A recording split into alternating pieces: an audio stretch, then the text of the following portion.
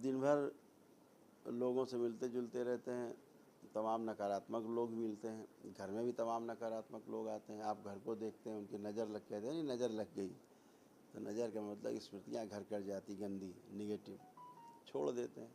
धीरे धीरे घर में तमाम निगेटिविटी का माहौल तैयार हो जाता है।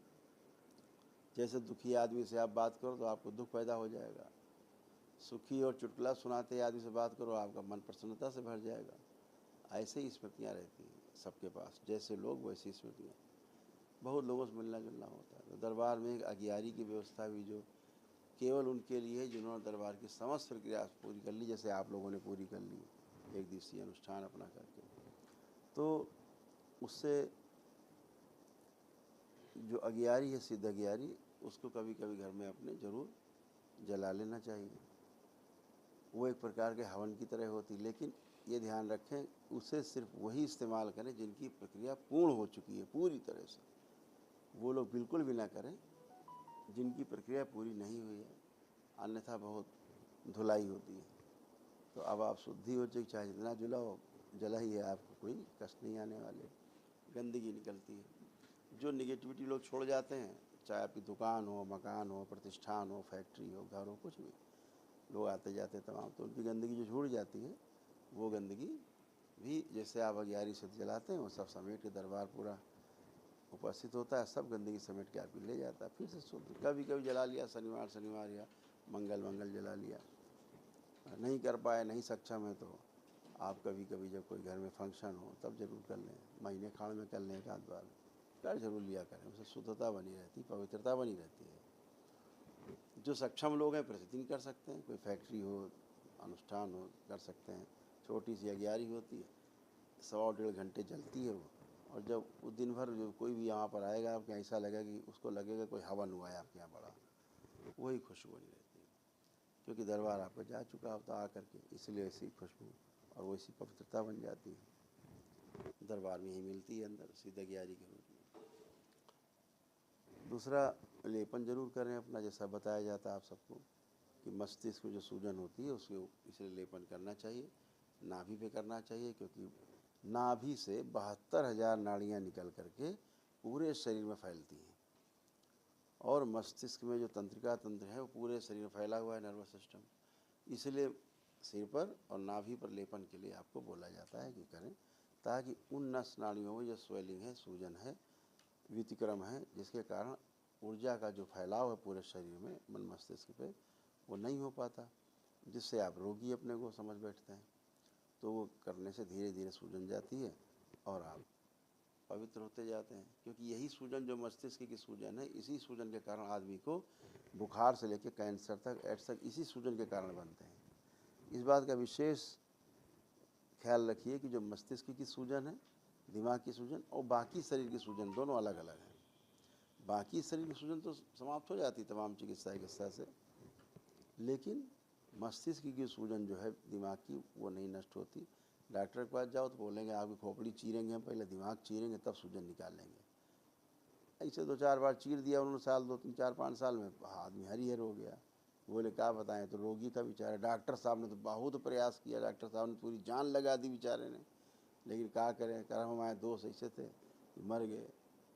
तो डॉक्टर साहब का कोई दोष है ही नहीं, सारा दोष भगवान का, क्योंकि डॉक्टर साहब आखिरी में बता ही देते हैं जब निकलते हैं ऑपरेशन थिएटर से। देखा होगा, फिल्मों में भी देखा होगा कि बाहर निकलते ही मुंह बना के ऐसे थूथन लटका के आते हैं, आई एम सॉरी, तो आप रोने लगो। क्या ठीक है, अब ईश्वर से प्रार्थना करो। अब आपको सीधे ईश्वर से मिला के डॉक्टर साहब गायब हो जाते हैं। अब मर गए आदमी तो ईश्वर को कोसो, बच जाए तो डॉक्टर साहब ने कमाल कर दिया, बहुत डॉक्टर साहब ने बड़ी मेहनत की, कितना सुंदर काम है। तो इस बात को विशेष रूप से ध्यान रखना है कि मस्तिष्क की सूजन रहती है तो रोग बनते हैं। क्यों? मस्तिष्क की सूजन से ही भ्रम उत्पन्न होता है, फिर भ्रम से रोग उत्पन्न होते हैं, रोगों से कष्ट और कष्टों से मृत्यु होती है। इसलिए लेपन जरूर करना, इस बात का विशेष ध्यान रखना, क्योंकि ऐसी औषधि आज तक संसार में नहीं बनी है जो आपके मस्तिष्क की सूजन को नष्ट कर दे। ना ऐसी कोई औषधि आज तक बनी संसार में कि वो मस्तिष्क में सीधे चली जाए, ऐसा नहीं है। तो इसलिए लेपन जरूर करें। जैसे तमाम अनुष्ठान आदि सिद्ध हैं बाबा माँ के द्वारा, दरबार के द्वारा, ऐसे ही दरबार का लेपन भी आपका सिद्ध है, लगाते हैं और आपको उससे आराम मिलता है, सूजन नष्ट होती है। तो ये करिएगा। तीसरा, दरबार ने आपके तमाम जो संपत्तियाँ उनको शुद्ध किया है, वाहन आदि शुद्ध किए हैं। तो ध्यान रखिए, दरबार से सिद्धवन जरूर ले जाना है। अपने घर में जाकर के जितनी संपत्तियाँ उन सबका संकल्प करके, बाबा मेरे पास ये संपत्ति है, ये वाहन है, साइकिल से लेकर कार, स्कूटर, मोटरसाइकिल तक, कृपा करके इनमें जो भी गंदगी है वो सदा के लिए नष्ट कर दी जाए। सब जितना हो रहा है शुद्ध हो जाएगा, संपत्ति शुद्ध। भविष्य में कभी कोई संपत्ति बनाएं, कोई वाहन लें, क्या किराए में कोई संपत्ति लें, तो दरबार से एक सिद्धवन मंगा के उसका संकल्प करके जरूर कर दें कि बाबा हमने नया नया लिया है, यहाँ ये करने जा रहे हैं या रहने जा रहे हैं, कृपा करके यहाँ जो गंदगी है ज़मीन में सदा के लिए नष्ट कर दी जाए। क्योंकि ज़मीन का औरा भी आपके साथ जुड़ जाता है। जब आप कुछ खरीदते हैं या किराए पे लेते हैं तो मेरा है, मेरा घर है करके आपका भाव जुड़ जाता है। फिर भाव शरीर आपके जुड़ने के कारण से वहाँ की अच्छाई या बुराई, जिस ज़मीन की गंदगी आप में प्रवेश होने लगती, फिर आपको कष्ट होता है क्योंकि आपके डीएनए से जुड़ जाती है वो संपत्ति। इसका विशेष ध्यान आपको रखना है। इसी प्रकार आपके पितरों की मुक्ति हुई। बिना पितृ मुक्ति हुए कोई भी कष्टों से, समस्याओं से मुक्ति संभव नहीं। आज आपके पितृ मुक्त हुए, पितृदोष नष्ट हुए, यानी नकारात्मक रोगी स्मृतियाँ नष्ट हुई, काल सर्प दोष नष्ट हुआ। क्या प्रभाव उसका पड़ा? पितृ जैसे ही मुक्त होते हैं उसके साथ उनकी तमाम रोगी और नकारात्मक स्मृतियाँ भी नष्ट होती हैं, यानी दोष भी नष्ट होते हैं। तमाम जो ग्रह नक्षत्र की चाल गड़बड़ रहती है, ग्रह नक्षत्र के दोष रहते हैं, संतुलित होते हैं। जो असंतुलित ग्रह नक्षत्र रहते हैं तो आज सब उस तरह आप पवित्र होकर बैठे हैं। प्रमाण क्या है? प्रमाण ये है कि जब पितर आपके मुक्त हो गए तो अब आप आंख बंद करके देखना चाहेंगे अपने पितरों को, तो आप उनका चेहरा भी नहीं देख सकते। चाहे जितना आप प्रयास करो, चाहे जितनी दम लगा दो, उनका चेहरा नहीं दिखेगा। काल सर्प दोष कट गया। क्या प्रमाण है? आंख बंद करके आप कोई जिंदा सर्प चलता हुआ देखने की कोशिश करें, आपको नहीं दिखेगा, चाहे जितनी दम लगा दें आप। मतलब काल सर्प दोष कट गया, ये प्रमाण है।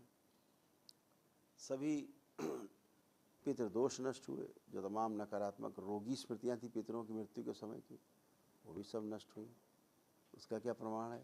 अब आपको कोई कष्ट नहीं हो रहे, क्योंकि 80-90% रोग ही नकली हैं।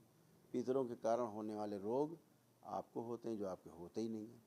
तो वो सब गंदगी गई तो आपको कष्ट गए। जितने नकली रोग नष्ट हुए, आपके कष्ट भी गए साथ साथ में। ऐसे दरबार ने आपकी शुद्धि की है, पवित्रता की है, आपके प्रार्थना संकल्प सफल हुए हैं।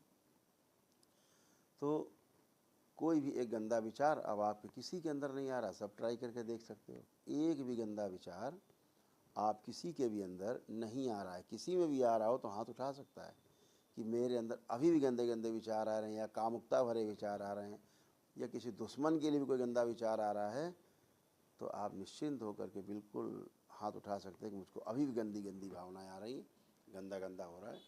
सब कर सकते हैं। तो सारी गंदगी आपकी नष्ट हुई, इसलिए आप पवित्र होकर बैठे हैं। तमाम ऐसे रोग कष्ट जो जिनका कभी इलाज ही नहीं है, संसार में उसका इलाज ही नहीं, झूठ मूठ इलाज चलता रहता, जीवन भर आखिरी में आदमी मर जाता है, कहता है इनको तो ये कष्ट था, मर गए।